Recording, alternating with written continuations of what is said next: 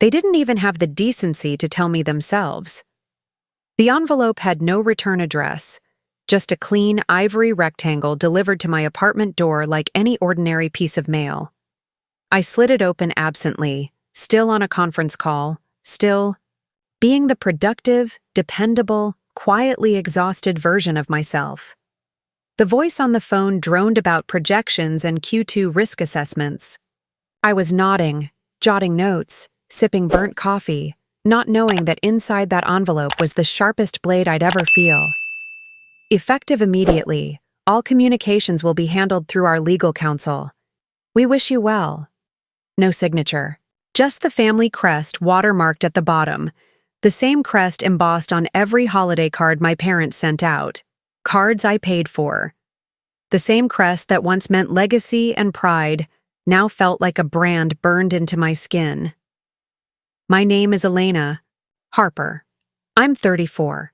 I manage over $300 million in high-risk portfolios for a private firm in Manhattan. I sleep 4 hours a night. I haven't taken a vacation in 6 years. I send my parents money every single month. I bought my brother his first MacBook and paid his rent in Boston for 2 years while he figured things out. I was the daughter who never said no, until I did. Or more accurately, until I paused, long enough for them to remind me where I stood. It hadn't started with the envelope, though. It started 3 weeks earlier with a dinner. We'd met at Delacroix, their favorite restaurant. I arrived late, still in work heels, still answering client emails from my phone under the table.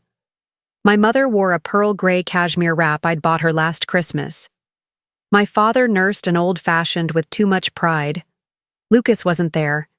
He rarely was anymore. When the check came, they didn't even reach for it. They hadn't in years. I signed it without looking. After dessert, my mother's voice slipped into its usual silk. Elena, darling, the Connecticut property is facing new tax assessments. We're just short this quarter. It's temporary, of course. I remember the moment I didn't say yes. I didn't say no either. I just didn't jump. I sipped my wine instead, and for a split second, I saw a flicker pass through my mother's eyes. Not concern, not worry. Something colder, measured. That flicker stayed with me for weeks. 2 days after the envelope arrived, I received a second message. This time, it was a voicemail from an unfamiliar number. Long, static-filled, badly recorded. A woman's voice, low and quick, spoke over muffled laughter. She hasn't sent the money yet? Don't worry, Thomas. She always caves. Then a chuckle. My mother's. She thinks this is temporary. We just need to give her the cold shoulder a little longer. My body went still, not the kind of stillness that comes with shock. The kind that comes before something breaks. That night, I sat on my living room floor for hours, staring at the ivory envelope, replaying the voicemail again and again. I didn't cry. Not because I wasn't devastated, but because something else settled deeper than grief. Clarity. Cold. Focused. The next morning, I called out of work for the first time in 2 years. Not for rest, not for self-care, for research. In the family office back in Connecticut, I remembered a name, Jean-Paul Laird, my grandfather's legal advisor. He was meticulous, loyal, and quietly disgusted by my mother's social climbing. I'd last seen him at my grandfather's funeral, alone, stiff, and watching the family from a corner like a man recording crimes for future testimony. I called. Him. He answered on the first ring. Elena, he said, without surprise. How long have you known? I asked. A pause. Then, meet me in person. I took the train upstate that night. Jean-Paul didn't live in the city. He had a quiet house near the lake, far from the world of quarterly bonuses and gala fundraisers. We sat by the fireplace. He pulled out a file, thick, brittle, yellowing at the edges. This is your grandfather's original trust, dated and notarized. You were the sole beneficiary until 2015. I didn't breathe. Until? He handed me an amendment. Same notary, same format, different signatures. Margaret Harper, Thomas Harper. The documents transferred authority to a family-controlled trust structure, language vague enough to sneak past cursory eyes, firm enough to block a challenge. My inheritance was real, and it was gone. I assumed you knew, Jean-Paul said. I didn't even know there was a trust. He looked away. They told everyone you'd signed it over, that you weren't interested, that you were burned out. The lie sat there between us, thick as ash. As I boarded the train back to the city, I didn't feel rage. I felt insulted. I could understand greed. I could even understand manipulation.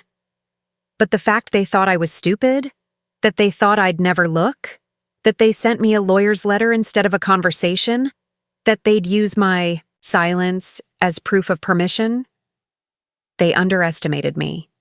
That was their mistake. Back in the city, I re-examined every transaction I'd ever made on their behalf.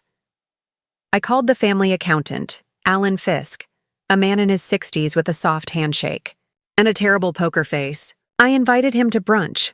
I didn't accuse. I just asked questions. By the time dessert arrived, he was sweating. I did what I was told, he whispered. They said it was all agreed upon. Agreed how? I asked. Your father signed. On your behalf. They forged my signature? Alan swallowed hard. Not exactly. They used power of attorney. Said you'd given it. Years ago. I leaned in. Do you still have the document? He nodded. Somewhere. Find it. Quietly. The next day he emailed it to me. A grainy scan, dated 2016. My signature looked off. Not completely wrong, but not mine either. Slanted where I curved, jagged where I looped. I took it to a handwriting analyst. She confirmed it. It was forged. That night, I stared out my apartment, window overlooking the East River. The skyline glowed like it always did. I thought of my mother's voice calling me her strong girl. I remembered the birthday card she wrote when I turned 30. We're so proud of you, Elena. You hold us all together. I used to believe that was love. I now saw it as confession. They told me I was the glue, but what they really meant was, you're the one we'll use until you crack. I didn't confront them. Not yet. Not ever the way they'd expect. I began speaking with an attorney. Not mine, not yet. A friend's recommendation. A woman named Claire who specialized in high-profile family fraud and estate abuse. She listened. She didn't interrupt. When I finished, she leaned back and asked one question. Do you want to win or destroy them? I smiled. Why not both? The next morning, I responded to the envelope for the first time. I sent a single certified letter back to their attorney. Acknowledged. All further matters will be addressed through my counsel. Please direct all inquiries to the law offices of Claire Monroe. I didn't call my mother. I didn't explain. I didn't send flowers or attempt a final, teary bridge. I simply walked away from the performance. They thought they had staged the play. They didn't know I had started reading the script. And I just found the page where I stop being the audience and start being the writer. You're probably watching this on your TV right now, just letting it roll while you relax. But if my story has you feeling something, don't just sit there. Pick up your phone, search LP, Family Drama on YouTube, and hit subscribe. Because sometimes the quietest way to say I understand is simply wanting to hear more stories like mine. Stories that don't always get told, but always deserve to be heard. The voicemail wasn't left by mistake. That was the first thing I understood. Not in the moment, but later, when the silence had ripened enough to rot. It came in at 11:43 p.m., just after I'd turned off the lamp beside my bed. The glow from my phone lit up the corner of the room, a small, pulsing reminder of the life I was still too disciplined to escape. Unknown number. Voicemail left. No missed call, no message preview. Just the audio file, sitting there like a closed door waiting to be opened. I played it because I had no reason not to. And because some small, unconscious part of me already suspected. We always know before we know. It began with soft laughter, my mother's, unmistakable even beneath the static. It had that fluttering edge she reserved for dinner parties and long-distance gossip. Then my father's voice cut in, lower and flat. She'll crack. She always does. A pause. Glass clinking. The sound of ice stirring in a drink. She's already calling the accountant, Margaret said, voice too calm. Let her dig. By the time she puts it together, we'll have tied off every loose end. And then, a voice I didn't expect. Lucas. I still think it's risky. Elena's not stupid. My breath caught. Not because he spoke, but because of what he didn't say. He didn't defend me. He didn't protest. He didn't ask if what they were doing was right. He just worried I'd figure it out too soon. The recording ended abruptly, like someone had hung up mid-thought. I played it again, and again, until the words stopped sounding like voices and started sounding like weapons. I knew the quality was intentional, recorded from a second phone, sent anonymously, distorted just enough to make it difficult to trace. It wasn't a slip. It was a warning, or worse, a dare. I didn't sleep that night. The next morning, I forwarded the file to a burner email I'd created years ago and deleted the original. I backed it up 3 times. An encrypted USB, a secure cloud folder, and a private hard drive I kept hidden beneath floorboards in my closet. I didn't cry. I didn't call anyone. I packed my gym bag like it was any other Tuesday, wore my gray blazer, and made it to the 8:15 train on time. In the office, everything looked the same. Coffee brewing, printers humming, voices low but constant. No one knew that my family had officially crossed the Rubicon. Or maybe I had. It didn't matter anymore who betrayed who first, only that the line had been drawn, and I wasn't on their side. Lucas called that afternoon. I let it ring. He left no message. At 6:04 p.m., I received an email from my father's lawyer, Henderson and Tully. The subject line read, "Account clarification, family trust, immediate attention required." Didn't open it. I didn't need to. I already knew what it would say. Instead, I opened the Harper Foundation's public tax documents. A foundation I'd been told was a legacy effort, a nonprofit honoring my grandfather's values. I had helped fund it. Quietly, over 5 years, I'd funneled nearly $280,000 toward its operations, believing it supported scholarships and rural outreach programs. The filings told a different story. A single recipient account. The funds had been routed through a shell company registered in Nevada, L&H Advisory, LLC. The signatories? Margaret and Thomas Harper. There were no scholarships, no outreach programs. Only a vacation property purchased. Under the shell entity's name in Aspen and 3 luxury vehicle leases in Stamford, Connecticut. The betrayal wasn't new, but its precision was. I sat back in my chair and looked at the screen. The numbers stared back like accusations. Then came the second betrayal. This one more subtle. I called the office of the family's accountant, Alan Fisk. His assistant, a woman named Mira, answered. She sounded nervous, almost rehearsed. Elena? Oh, I'm not sure if Alan's in. He may be traveling. Traveling where? I'm not certain. I believe your mother arranged something, related to the foundation. That stopped me. My mother? Yes. She's been very involved lately. I ended the call and stared at the wall. I had asked Alan for statements 3 weeks ago. He'd promised to send them. He hadn't. There was no travel. There was extraction. That night, I received a package on my doorstep. Plain, unmarked. No postage. Inside, a small blue notebook with thin-lined pages.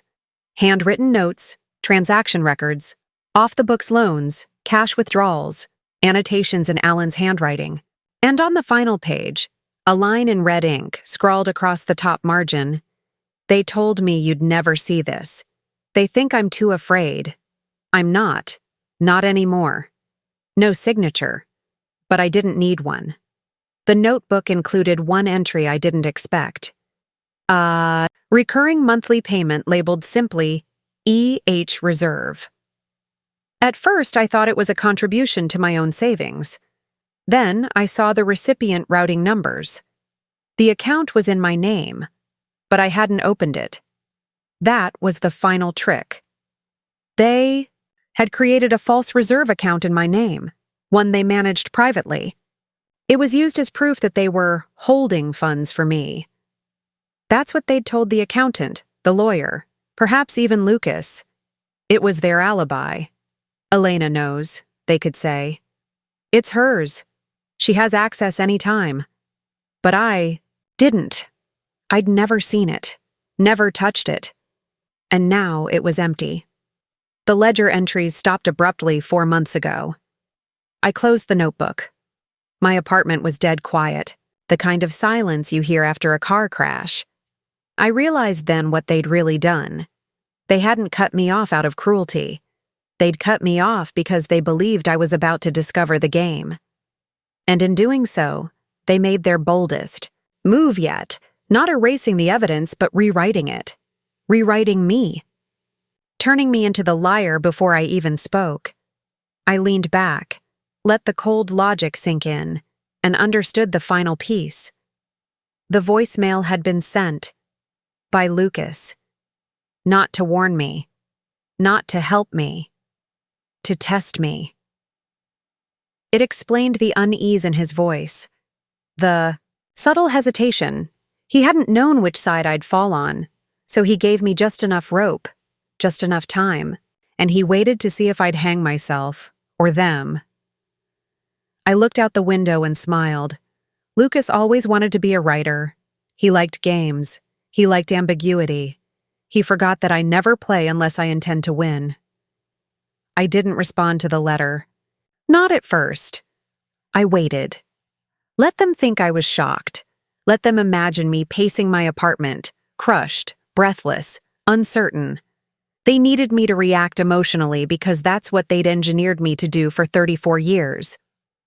The dutiful daughter, the financial fixer, the calm in their self-made chaos. But I didn't flinch. Instead, I traced patterns in their timing. The envelope, the voicemail, the calls that had stopped coming, the silence that had grown too symmetrical, too curated to be anything other than a campaign. They were isolating me, not out of anger, but strategy. The second letter came on a Thursday morning, thicker, legal stationery. It outlined the dissolution of my informal obligations, as they called it. A polite disownment wrapped in procedural language framed as a mutual detachment. They'd even included a spreadsheet, itemizing every contribution I'd made over the years: housing support, educational subsidies, medical debt. Next to each item, a column labeled voluntary. That was the moment I understood the full shape of what they were doing. They weren't cutting me off. They were erasing me. Not from the will, from the narrative. They wanted control of the story. Elena had chosen distance. Elena had become self-important. Elena had always been difficult, generous to a fault but unstable. Not trustworthy, not dependable. Certainly not a victim. They weren't abandoning me. They were constructing a version of me that they could dismiss, one that justified what they were about to take. I didn't play defense. I requested silence. I fed it with precision. Days turned to a week, not a word. And then Lucas showed up. I hadn't seen him in nearly a year. Last I heard, he was between spaces, couch hopping through Brooklyn after burning through the last of the allowance I'd funneled into his name. He showed up at my door with a sad smile and 2 clean sneakers, the kind you buy for apologies. Let him in. He walked around the apartment slowly, like a tourist. like he hadn't lived off my dime for a third of his adult life. He made small talk, the view, the plants, the way I'd arranged the books by color. I waited. He didn't come for conversation. He sat on the edge of the couch and ran a hand through his hair. Mom and Dad they're worried about you. There it was. The setup. I'm sure they are, I said. What's their concern? That I haven't written a check this month? He chuckled weakly. No, I mean, they didn't expect you to go this quiet. It's not like you. I looked at him. Maybe they don't know me as well as they think. That landed. He shifted. Something in him retreated, like a chess. Piece recognizing its square was compromised. He tried again. Look, I know things have been weird. I didn't know about the second account. The trust, I swear. That was a new angle. One he hadn't rehearsed well. I didn't ask how he knew. I didn't let on that the phrase second account confirmed what I suspected. He'd known. Maybe not the details. Maybe not the full mechanism. But Lucas always knew enough. He lived in implication. Did you come to confess? I asked. Or to collect? He blinked. Elena, I'm on your side. No, I said calmly. You're in the middle. That's not the same. He stood, pushed his hands into his pockets. They're talking about going public, telling the family that you're unstable, that you threatened them. My eyes didn't move. Did I? He hesitated. No, of course not. But you know how they are. If they control the version of the story people hear, they win, I finished. That's the play. He nodded. They've already started. He pulled out his phone, unlocked it, and handed it to me. A text thread with our Aunt Cecilia. A forwarded message from Margaret. We're praying for Elena. It's hard watching her spiral like this. So much pressure. She needs space, not blame. I stared at it, not because it surprised me, but because it was brilliant. A kind lie is the most durable weapon. Paint the victim as delicate, fragile, overwhelmed, and every boundary she draws becomes cruelty.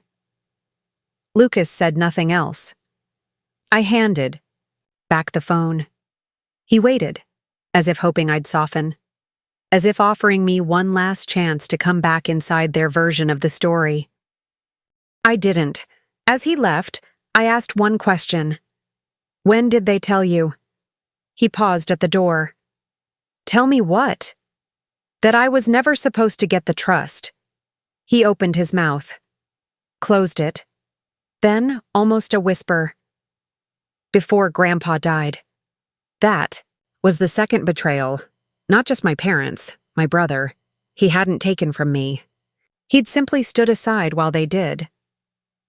After he left, I opened my laptop and accessed the private archive I'd begun building 2 weeks earlier.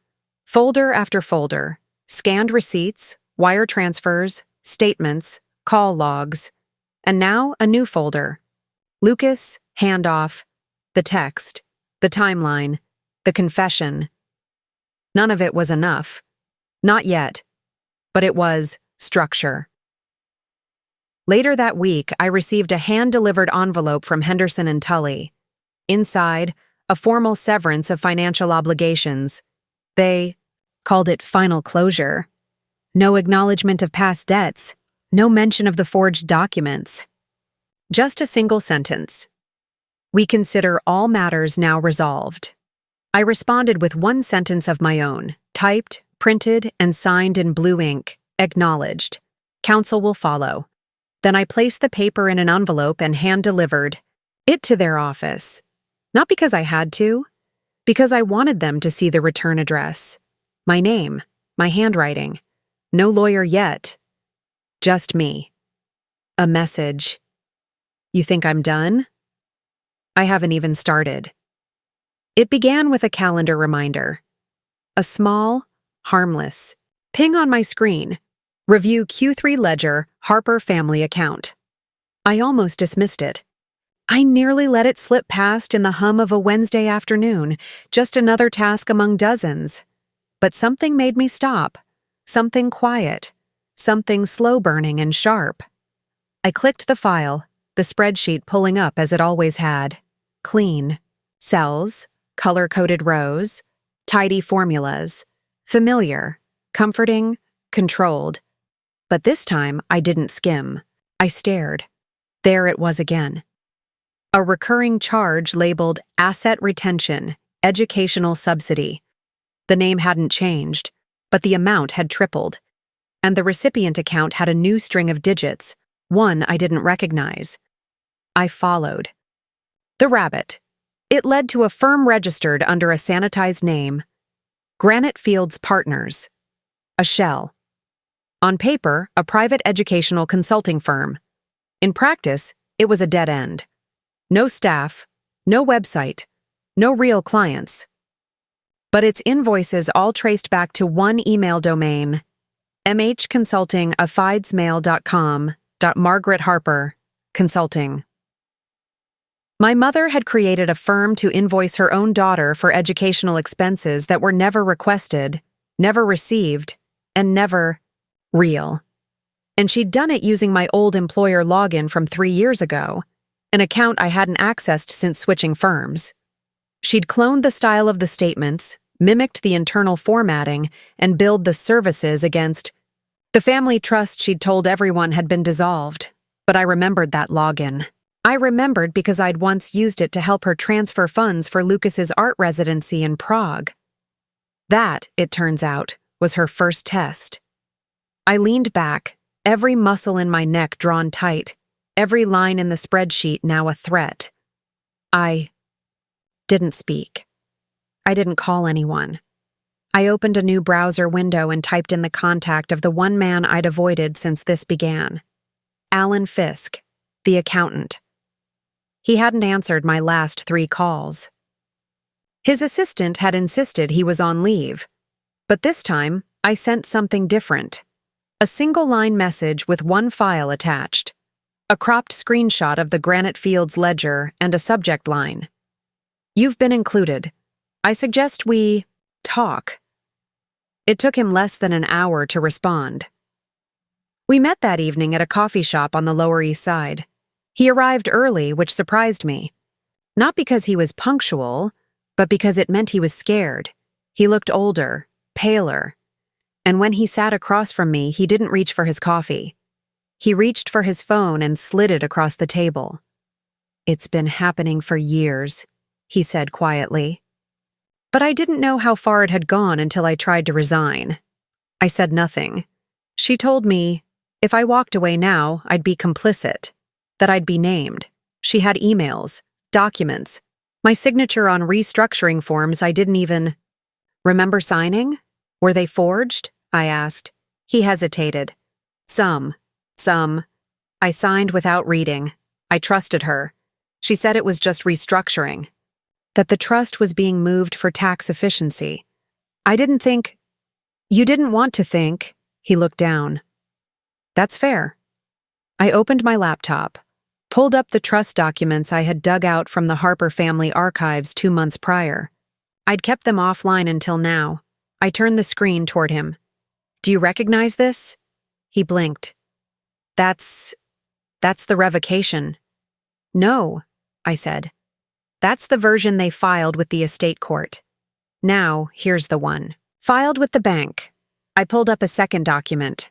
Almost identical, except for one thing. The beneficiary section. On the estate copy, it was blank. On the bank version, it read, Margaret Harper, interim trustee, Lucas Harper, primary successor. Elena, he whispered. That's fraud. Not if you don't testify. His face drained. He understood me. You're not the villain here, Alan, I said. But you're either a pawn or a witness. There's no third role. He nodded slowly. What do you need? Everything. Bank records, transaction histories, any correspondence where she directs you to amend, alter, or suppress statements. And especially anything with my forged signature. He swallowed. She'll know. She already does. That night, Alan sent me 74 documents. I didn't sleep. I didn't eat. I reviewed them until sunrise. Each line item was another scar across the ledger of my trust. Property transfers, foundation diversions, travel invoices disguised as tax write-offs. But one detail stopped me. Cold. A payment dated 8 months ago, $50,000. Memo line. Lucas, debt consolidation. Paid directly into a Chase account ending in 04111. That was my account, or rather, it used to be. The same one I'd opened for Lucas during college, the one I thought I'd closed when he moved to Boston. But it had been reactivated, under my name, 2 months after I moved firms. And every withdrawal? Initiated by Lucas. He'd been cashing.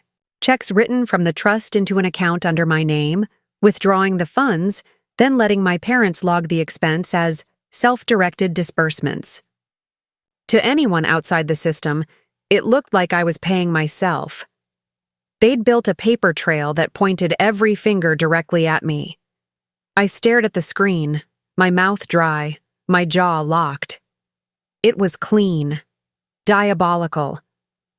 I couldn't help but feel a strange clinical respect for the design. They weren't messy. They weren't impulsive. They were methodical, but they made one mistake. They underestimated how well I understood systems. I called Alan again the next morning. I need access to the 2017 archive, I said. He didn't ask why. He just sent it. Within the archive, I found the first kernel, the origin point, a letter, dated February 2017, from my grandfather to the family attorney. A handwritten instruction. In the event of my passing, Elena is to receive full control of the Harper Education and Advancement Trust. No substitutes. I read it 3 times. It was signed, witnessed, sealed, and ignored. They never revoked it. They just buried it, overwritten it with a secondary directive filed through a lawyer in Delaware, who they paid under a separate name. I called Jean-Paul Laird, my grandfather's original legal advisor.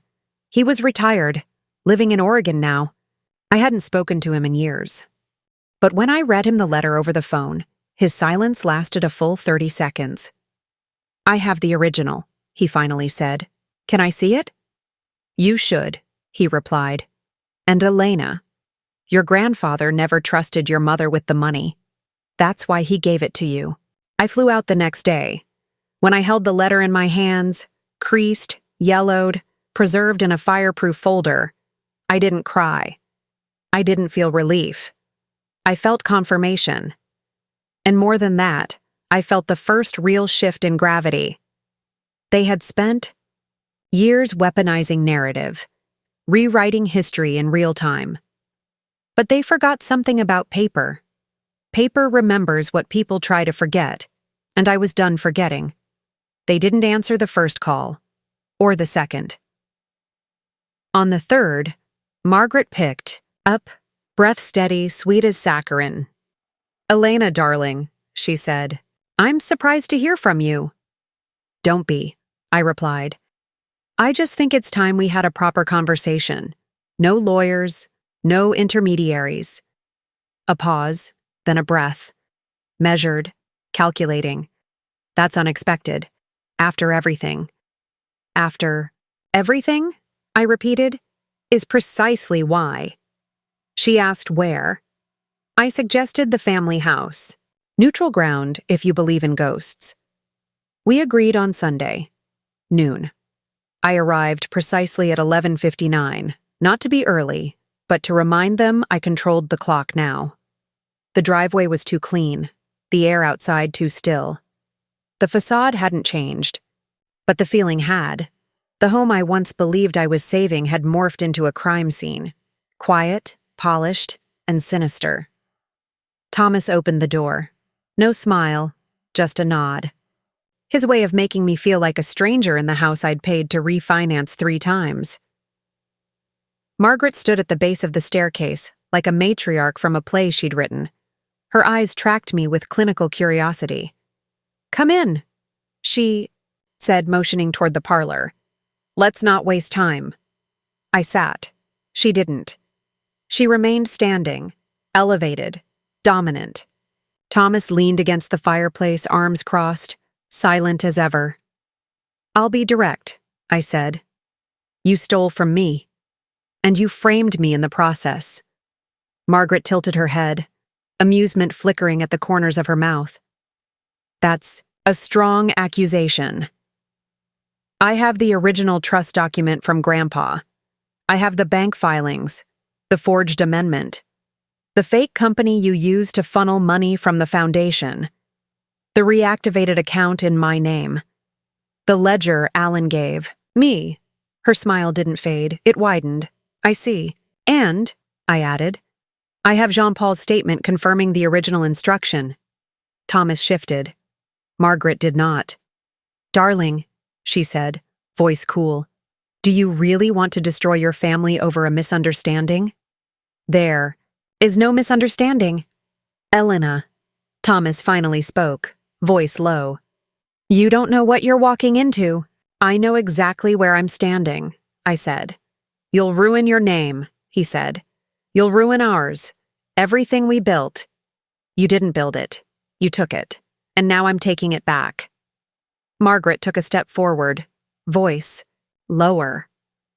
You think this ends with you reclaiming a trust fund? With a courtroom victory and a triumphant exit? This isn't a fable, Elena. We still have control of the narrative. She picked up a file folder and dropped it onto the table between us. Inside, photos, emails, screenshots, carefully curated, meticulously organized to paint me as unstable, overwhelmed, financially reckless. There were invoices rewritten to suggest I'd requested advances. A private therapist's note, taken completely out of context, where I'd once admitted, I feel like I'm drowning. You've been preparing this, I said. Of course we have, she said. We've been protecting you from yourself for years. My fingers grazed the edge of the folder, but I didn't touch it. This is your defense? No, she said. It's our deterrent. Thomas added. You make this public and we'll burn everything. No one will believe you were the victim. Not with your record, not with your silence. That's when I realized it. They weren't preparing for a defense. They were confident I wouldn't risk exposure. Because in their minds, the worst thing a woman like me could face wasn't loss. It was disgrace. It was doubt. That was the card they were counting on. Not power, not wealth. Reputation. The Harper name wasn't a shield. It was a leash.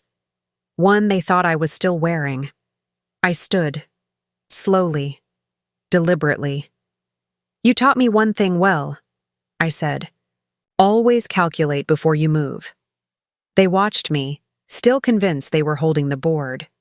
You think I came here to negotiate, but I came here to confirm something. What? That you were still arrogant enough to underestimate me. I pulled a small device from my coat pocket. Pressed stop. The red light faded. You recorded this conversation? No, I said. You did. Margaret blinked. What? You installed surveillance in this house 3 years ago, for security. I checked the system logs before I came. The camera in this room is still live. Still backed up to the cloud. Still accessible with the right code. You've just documented your own blackmail. Her face shifted then. The veneer cracked. Not fear, not shame, anger, cold, controlled. You'll regret this, she said. Maybe, I said, but not today. I turned to leave. Thomas stepped aside. Not in surrender, but in recognition. There was no stopping what was already in motion. Outside, I walked to the car I didn't own, borrowed from a colleague, paid for in cash, untraceable. I pulled out my phone and texted a single word to Alan. Release. That night, 3 people received copies of the audio and the documents. My attorney, Jean-Paul, and one journalist with a quiet reputation for exposing silent crimes among the elite. By midnight, I'd already received 2 calls from numbers I didn't recognize. I didn't answer. I was in control now. They had the power to build the house, but I had the power to burn it down, and I was just getting started. The first meeting wasn't in a courtroom. It was in a quiet, glass-walled office, 7 floors above. Park Avenue, with a view of the city so pristine it almost mocked what was about to unfold. The woman across from me introduced herself simply as Monroe. Claire Monroe. No flashy resume. No over-rehearsed pitch. Just one sentence. I read everything. Twice. That was enough. I laid the documents on her table like surgical instruments. The original trust, the altered amendment, the financial logs, the reactivated account in my name, the voice recording from the parlor. Her eyes flicked over each piece, with an efficiency that told me I'd come to the right place. When I finished, she said nothing for a moment. Then, "You realize this is a case of layered fraud, right? Multiple counts, financial abuse, forgery, coercion. If we file, we're not just reclaiming assets. We're blowing open a structure." I nodded once. "I want everything documented. I want every lie nailed to the wall." She studied me for a beat longer. "And when they fight back?" "They already have." The next 12 days moved like a machine. Claire assembled a forensic team. 2 specialists combed through my family's digital footprint. Every signature was analyzed. Every financial transaction logged and matched against its origin source. There were pages where the ink on my name didn't match the pen used for the rest of the form. Timestamps that didn't align. IP addresses linked to Margaret's tablet. They weren't just sloppy. They were arrogant. We issued the first formal motion on a Wednesday morning. A cease and desist to the Harper Foundation for fraudulent operations under a misappropriated trust. Simultaneously, Claire filed a preliminary petition to freeze any transfers from the disputed estate pending investigation. She copied the state attorney general's office. 2 hours later, the foundation's website went offline. By Friday, I was summoned to appear for a family settlement conference. Not in court, not yet. They wanted to resolve things quietly, which meant they were scrambling. Claire and I arrived at a private firm in Midtown where my parents' lawyers had set up camp, complete with catered refreshments, soft jazz, and a table so long it looked designed for theatrical confessions. Margaret was already there, in pearls. Thomas beside her, unreadable. Lucas arrived last. No expression, no apology. The lawyer representing them, a man named Dalton Sharp, opened with diplomacy. "There's clearly been some miscommunication within the family structure. Our aim here is not confrontation, but clarity," Claire replied with precision. "Then let's begin with the forensic evidence and move toward financial restitution. We estimate total damages in the low 7 figures." Dalton flinched. Margaret smiled. "Elena," she said softly, "is this really what you want? To turn your back on your family over money?" "No," I replied. "This is about truth. Money just leaves a paper trail." Thomas said nothing, but his eyes told me he'd realized what I had. They were losing control, not just of the assets, but of the version of the story they'd carefully maintained for years. Lucas finally spoke. "I didn't know the trust was meant to be just for you." He wasn't defending himself. He was laying groundwork. Claire slid forward a folder. Inside, an affidavit from Alan Fisk, signed, notarized, and damning. Dalton glanced at it, then whispered something to Margaret. She kept her expression neutral, but her jaw tensed. Claire followed with the digital forensic timeline, linking multiple forged documents back to a single IP address located at their house. "You planted evidence in your daughter's name to make it look like she was accessing funds she never touched," Claire said calmly. "That's not just unethical, that's criminal." And then she dropped the final piece. A subpoena request for internal Harper Foundation communications. Margaret sat back, finally rattled. We'd like to propose a private arbitration, Dalton said quickly. No public filings, no depositions. Claire looked at me. I gave a slight nod. We'll consider a closed-door settlement under one condition, Claire said. A full accounting of all dispersed assets over the last decade, and a written admission of financial mismanagement. Dalton turned to them. Margaret's hand reached for her water glass. It shook slightly. Not from fear, but rage. She didn't expect this. Not from me. Not from the daughter who used to sign checks without reading the memo line. We'll respond in writing, Dalton said at last. Within 72 hours, Claire replied. As we left, Lucas caught up to me in the elevator. His voice was low. You really want them destroyed? I didn't look at him. No, I want the truth documented. If that destroys them, it's not my doing. He stared ahead, then said something that stopped me cold. You weren't the only one Grandpa left a letter for. I turned to him. What? He shrugged. I burned it. And then the doors opened, and he was gone. Back in Claire's office, I sat in silence while the city darkened outside. I replayed Lucas's words over and over. What letter? Why burn it? What did he know that I didn't? Claire interrupted my thoughts. They'll settle, she said. They can't survive a full discovery process. But Lucas is hiding something. Do you want to subpoena your brother? I paused. No, not yet. Claire nodded. Then we let them come to us. They're bleeding. That makes them reckless. She was right. The next day, a courier delivered an envelope to my apartment. No logo, no return address. Inside, a handwritten copy of my grandfather's will. Not the trust, his personal will. There, in unambiguous language, was a clause never mentioned in any court filing. Should Elena Harper be denied access to the estate or trust designated in her name through interference, redirection, or coercion, the estate's entirety shall be transferred to her sole control, excluding all other heirs.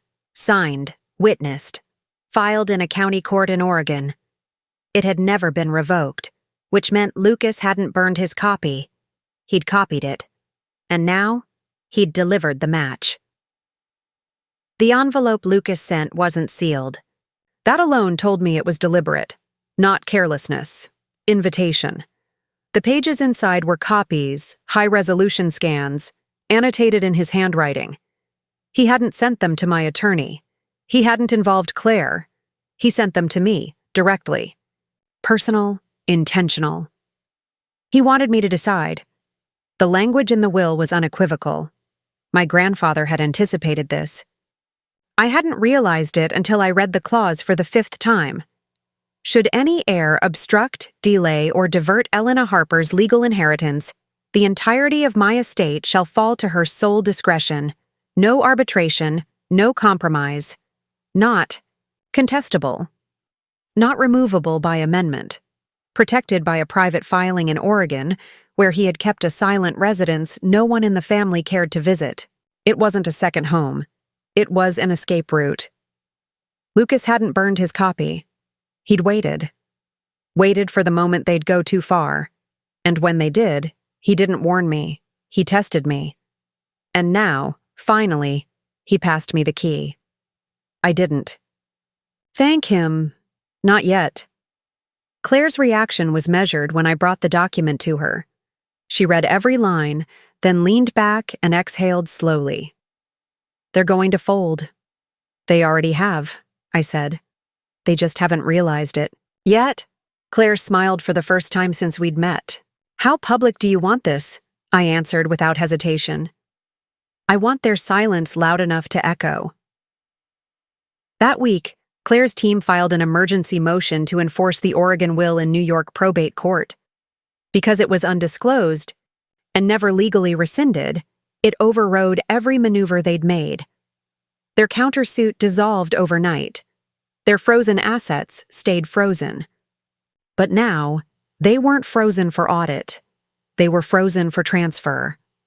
To me, I expected them to fight, to protest, to launch another round of smear through extended family or quiet character assassinations in the press.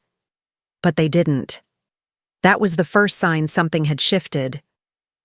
Then, Claire received a call from Dalton Sharp, Margaret and Thomas's attorney. He requested a private meeting. No press, no court, one room, no recordings. Claire insisted on 2 witnesses. He agreed. The meeting took place in a secured conference room at Claire's firm. I didn't want a hotel ballroom or a neutral mediator. I wanted a table I chose, in a room with glass walls, where no one could pretend secrets stayed safe behind wood. Dalton arrived first. Lucas followed, alone. Margaret and Thomas came last, 10 minutes late, wearing the same performative calm they'd perfected over decades. Margaret even wore the brooch she liked to pin on before important moments, as if the accessory might still cast a spell. No one shook hands. Claire began with numbers. Exact restitution amounts, transfer schedules, clauses to eliminate loopholes. The tone was clinical, but I was watching faces. Margaret kept her eyes on the papers. Thomas occasionally looked toward me, not with guilt, but a sort of defeated calculation. Lucas, however, never looked away, his expression unreadable. And then Claire dropped the final page, a non-disparagement clause. Binding, lifelong. Any public narrative challenging the legal findings would constitute breach. Margaret finally broke her silence. You really think we'll sign this? Claire didn't answer. I did. You don't have a choice. You handed me the tools. You left the prints. You wrote your names on every withdrawal. Thomas leaned forward, tone quiet. Why stop here, Elena? You've won.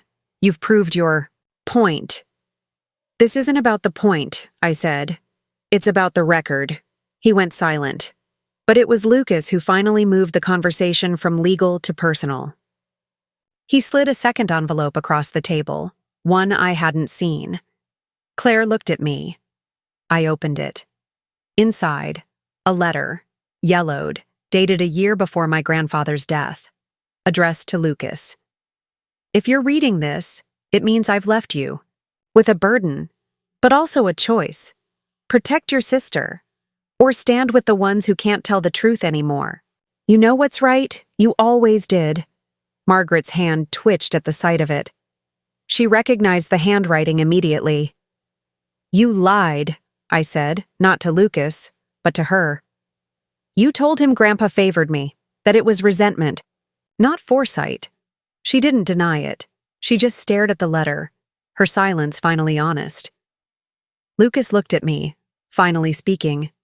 I believed her. For a while, I needed to. I was scared you'd leave us. You should have been scared I'd stay. It wasn't dramatic, it wasn't loud, but it landed. Margaret stood first, signed the documents without a word. Thomas followed. Lucas waited, until last. He signed, and as he placed the pen down, he whispered, I don't expect forgiveness. I didn't offer it, but I didn't turn away either. The room emptied slowly. Claire stayed behind to finalize documents. I stayed by the window watching the skyline shift in the dusk.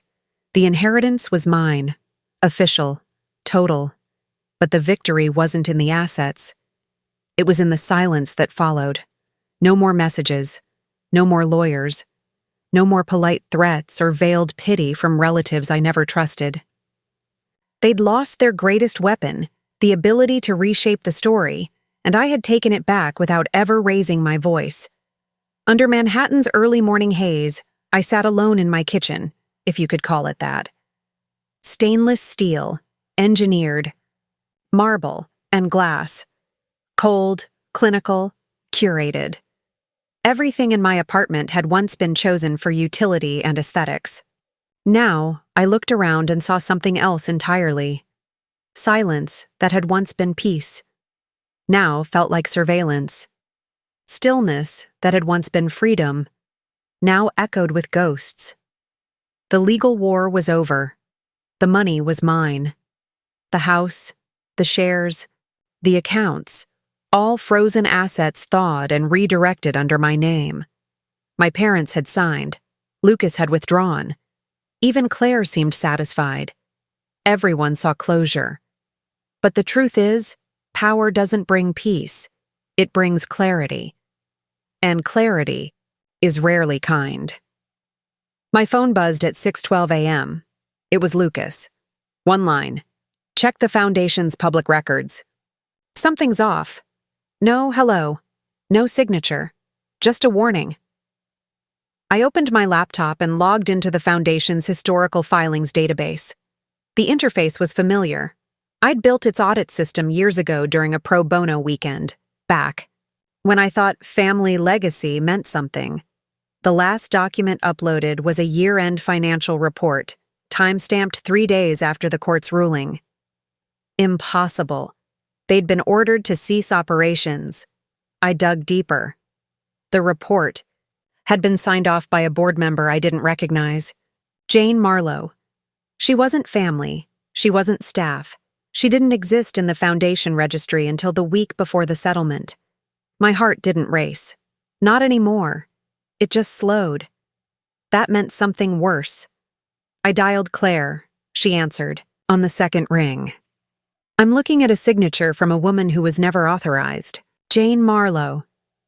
There was a pause, then a tap of keys in the background. She's real, Claire said. But not a Marlowe. Jane M. Harper, Margaret's maiden name. I froze, then whispered, Margaret created a proxy. Claire was already 5 steps ahead. We'll file a motion to expose shell activity.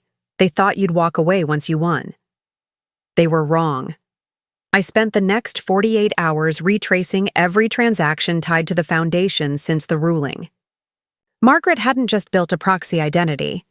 She'd installed Jane Marlowe as interim legacy trustee, using a dormant clause buried deep in the bylaws, triggered only if all current beneficiaries cease direct oversight due to settlement, conflict of interest, or withdrawal, and she'd timed it perfectly. By stepping down and designating me sole beneficiary, she'd activated a contingency clause, one I hadn't even known existed, thereby allowing the board to elect a legacy trustee. In walking away, I'd handed her the keys again, but it wasn't oversight. It was bait. Because when I called the state auditor's office to request the updated filings under Jane Marlowe's name, they redirected me to a different agency, the Department of Justice. Apparently, someone had already reported suspicious post-settlement activity. I asked who filed the complaint. The response came after a moment of dead air. It was anonymous. I didn't need to guess. Lucas. And suddenly, the silence made sense. He hadn't stepped away out of guilt or shame. He'd stepped away to watch her slip, and she had. Margaret had won many battles, but she'd never learned subtlety. She didn't know how to lose. So she built a loophole, populated it with a fake identity, and assumed the game remained hers to rig. She didn't realize she'd left fingerprints. Her tone, her language, her financial trails too familiar to disguise. That afternoon, I sent a single envelope to her personal address. Inside, a note. You don't lose because I outplayed you. You lose because you always needed to win. And beneath it, a copy of the DOJ notification letter confirming an open investigation into her reactivation of foundation funds without full board consent. Later that night, Lucas texted again. You left the trap open, I replied. I knew she'd walk in. The next morning, Margaret called me for the first time in months. No lawyer, no intermediary. Elena, she said, voice thin but composed. Why are you doing this? You already have everything. Because I want you to know, I said calmly, what it feels like when someone uses your rules, your loopholes, your weapons and beats you with them.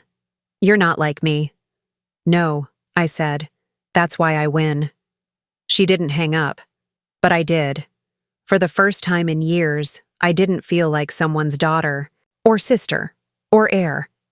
I felt like someone who had built something, not to keep, but to end. By nightfall, the board had dissolved. The Jane Marlowe identity was disqualified, and the Harper Foundation, once the symbol of our family's charitable legacy, was legally disbanded due to fraud and misrepresentation. The press picked it up quietly, but that was enough. I didn't need headlines. I needed silence. And now, I had it. I didn't return to my childhood home when the news broke. I didn't need to. The walls had already collapsed long before the lawyers stepped in. What was left behind wasn't ruins. It was residue. Cold, clean residue of manipulation, inheritance, betrayal, and silence. No scent of comfort, no shadow of safety, just a polished museum curated by people who loved appearance more than they ever loved me. Margaret was subpoenaed for questioning. Thomas took early retirement from the board of their remaining holding company. Lucas moved out of the Harper family estate and into a 2-bedroom apartment in Brooklyn. He didn't ask for help this time. He didn't need to. I didn't burn bridges. I didn't have to. Some structures rot quietly, from the inside out, and when you stop holding them up, they collapse under the weight of their own lies. The Harper Foundation officially dissolved. The legal notice came in the form of a 5-line update in the State Gazette. No headlines, no spectacle, no legacy. Just a line item, like they'd never existed. It was enough. 3 months later, I stood in front of a closed boardroom door. This time not as a daughter, but as the chairwoman of a newly formed equity trust named the August Line. My grandfather's middle name. A nod to something solid, deliberate, and earned. Not given, not stolen. Inside were 7 women, former foster kids, survivors of inheritance scams, whistleblowers, analysts. The first group I'd quietly funded with the wealth they tried to keep from me. No PR campaigns, no gala. Just structure, stability.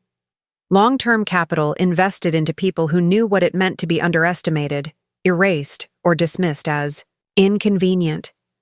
I never told the press. That silence was intentional. It wasn't about revenge anymore. It was about reclamation. Later that night, I visited a bench near the Hudson. A place I hadn't sat since the week I got the letter from the company lawyer. The wind was clean, sharp. No perfume, no cologne. No one beside me. And still, I didn't feel alone. For the first time in years, I didn't feel like someone surviving someone else's damage. Felt like someone who had drawn a line in the sand and dared them to cross it. They did, and I held. Let me say this to you. Whoever's watching, whoever stayed through every part of this story, you don't owe your family your silence just because they share your blood. You don't owe anyone your loyalty just because they raised you to feel guilty for thinking for yourself. Sometimes the deepest betrayal doesn't come from strangers. It comes wrapped in a smile you grew up believing was love. But here's the truth that will save you. The moment you stop asking them to understand is the moment you start taking your life back. Not loudly, not dramatically, but surgically, quietly, decisively. And when they tell you you've gone too far, you look them in the eye and you say, I haven't even started. The lesson? Power doesn't come from what you inherit. It comes from what you reclaim after they try to bury you under it. After they convince you that you owe them your silence, your spine, your soul. Don't scream, don't beg, don't perform pain for the people who profit from your compliance. Instead, plan, observe, build in silence. And when the moment comes, don't flinch. Walk straight through their fire with ice in your blood and steel in your steps. Because you don't just survive that way, you win. If this story moved something in you, if you saw yourself in any part of Elena Harper's journey, don't forget to subscribe to this channel. It's your support that keeps these stories coming. Every like, every share, every sub is fuel for the next truth that needs to be told. We have more stories like this coming, real, sharp, and impossible to forget. Stay ready, stay sharp, subscribe now.